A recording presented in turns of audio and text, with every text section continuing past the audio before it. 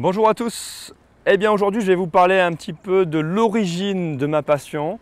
Elle est arrivée un peu par hasard sur le bassin d'Arcachon.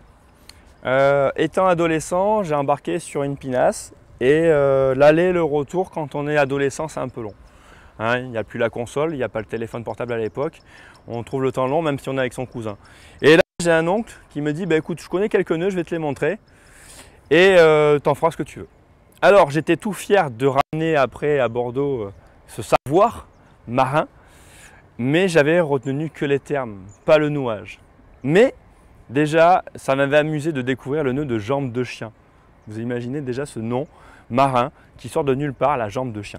Donc je vais vous le présenter ici. Donc en fait il s'agit juste de 3 boucles. 1, 2 et 3. C'est presque de la magie, les magiciens peuvent s'en servir aussi. Tac, 3 boucles. Et on va venir entrelacer les boucles l'une dans l'autre, comme cela. Hop.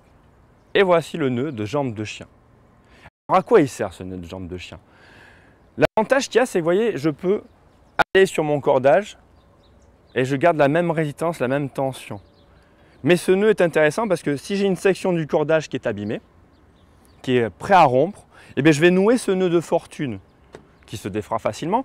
Et si je veux qu'il ne se défasse pas, je mettrai juste 2 martyrs ici pour bloquer le nouage pour pas qu'il vienne glisser. Mais ça me permet d'avoir la même traction, la même tension répartie dans le nœud. Ça me permet de rebondir sur un autre nœud que j'ai découvert récemment, le nœud de sonneur, qui pour moi est une demi-jambe de chien. J'ai juste à défaire ça ici. Hop. Et là, on retrouve le nœud de sonneur. Alors sonneur de quoi? Eh bien le sonneur de cloche. Dans un clocher, lorsque vous avez la corde de cloche qui est la cloche est à 20 ou 30 mètres peut-être, et vous avez une corde de cloche qui va descendre dans le clocher. Et on voit les images, souvenez-vous, Don Camillo, etc., avec, où il fait des bonds presque, emporté par l'élan de la cloche.